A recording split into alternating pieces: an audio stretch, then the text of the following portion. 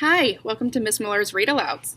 The story I have chosen for us to read today is a very special one. It is my favorite story of all time. I have read this story to many different students in many different classrooms in the years that I have been teaching. I love this story so much because I think it has a very important lesson that we all should carry with us as we grow up.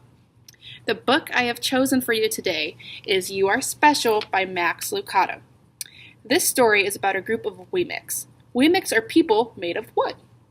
Now the Weemacks give each other stars or dots depending on how good or bad they are. There's one Weemack named Punchinello, and Punchinello only gets dots. One day, Punchinello finds a Weemack with no dots or stars. The stickers just don't stick to her. As we read, we're going to find out why the stickers do not stick to her, and if Punchinello gets any stars.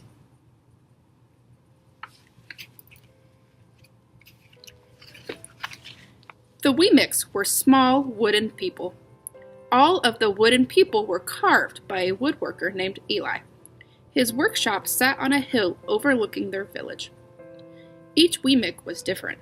Some had big noses, others had large eyes, some were tall, and others were short. Some wore hats, others wore coats, but all were made by the same carver and lived in the village. And all day, every day, the Weemacks did the same thing.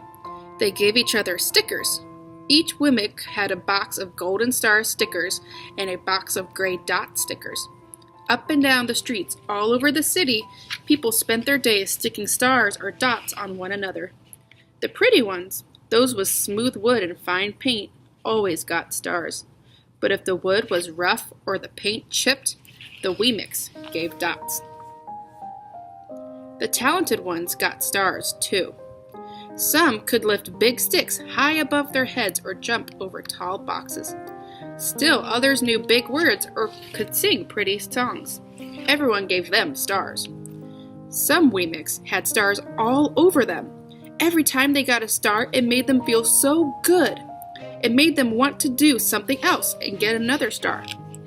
Others, though, could do little. They got dots. Punchinello was one of these. He tried to jump high like the others, but he always fell. And when he fell, the others would gather around and give him dots.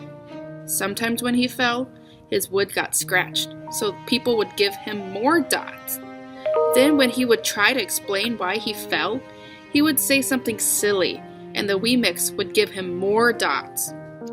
After a while, he had so many dots that he didn't want to go outside. He was afraid he would do something dumb, such as forget his hat or step in the water, and then people would give him another dot. In fact, he had so many gray dots that some people would come up and give him one for no reason at all. He deserves a lot of dots, the wooden people would agree with one another. He's not a good wooden person. After a while, Punchinello believed them. "I'm not a good Weemack," he would say. The few times he went outside, he hung around other Weemacks who had a lot of dots. He felt better around them.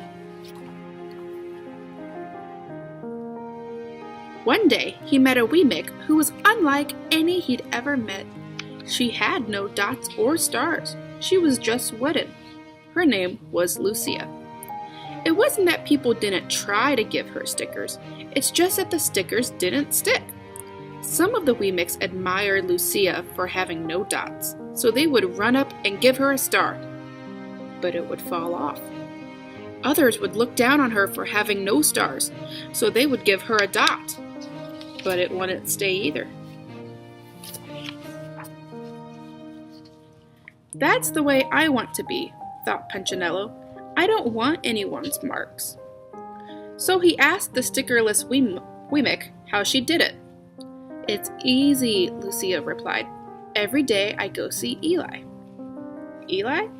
"Yes, Eli the wood carver. I sit in the workshop with him." "Why?" "Why don't you find out for yourself? Go up the hill. He's there."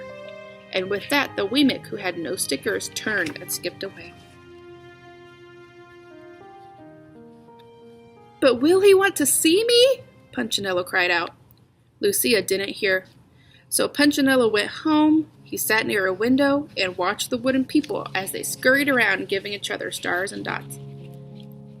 It's not right, he muttered to himself, and he decided to go see Eli. He walked up the narrow path to the top of the hill and stepped into the big shop. His wooden eyes widened at the size of everything. The stool was as tall as he was. He had to stretch on his tiptoes to see the top of the workbench. A hammer was as long as his arm. Punchinello swallowed hard. I'm not staying here, and he turned to leave. Then he heard his name. Punchinello? The voice was deep and strong. Punchinello stopped. Punchinello, how good to see you. Come and let me have a look at you. Punchinello turned slowly and looked at the large bearded craftsman. You know my name? The little Weemack asked. Of course I do. I made you. Eli stooped down and picked him up and sat him on the bench. The maker spoke thoughtfully as he looked at the gray dots. Looks like you've been given some bad marks. I didn't mean to, Eli. I really tried hard. Oh, you don't have to defend yourself to me, child. I don't care what the other Weemacks think. You don't? No, and you shouldn't either. Who are they to give stars or dots? They're Weemacks just like you. What they think doesn't matter, Punchinello. All that matters is what I think, and I think you are pretty special. Punchinello laughed. Me? Special? Why? I can't walk fast. I can't jump. My paint is peeling. Why do I matter to you? Eli looked at Punchinello, put his hands on those small wooden shoulders, and spoke very slowly. Because you're mine. That's why you matter to me. Punchinello had never had anyone look at him like this, much less his maker. He didn't know what to say. Every day I've been hoping you'd come, Eli explained. I came because I met someone who had no marks, said Punchinello. I know, she told me about you. Why don't the stickers stay on her? The maker spoke softly. Because she has decided that what I think is more important than what they think. The stickers only stick if you let them. What? The stickers only stick if they matter to you. The more you trust my love, the less you care about their stickers. I'm not sure I understand. Eli smiled. You will, but it will take time. You've got a lot of marks. For now, just come to see me every day and let me remind you how much I care. Eli lifted Punchinello off the bench and set him on the ground. Remember, Eli said as the Weemack walked out the door, you are special because I made you, and I don't make mistakes. Punchinello didn't stop, but in his heart he thought, I think he really means it. And when he did, a dot fell to the ground. So in this story, Punchinello learned how to not let the dots and even the stars stick to him. Why do you think Max Lucado decided to title this book, You Are Special? What makes you special? And how can you act like Punchinello in school to not let the stars and the dots stick to you? Those are very good questions to talk about with your parents, grandparents, or even your friends. I hope you enjoyed listening to this book. I loved reading this book to you. Thank you for watching.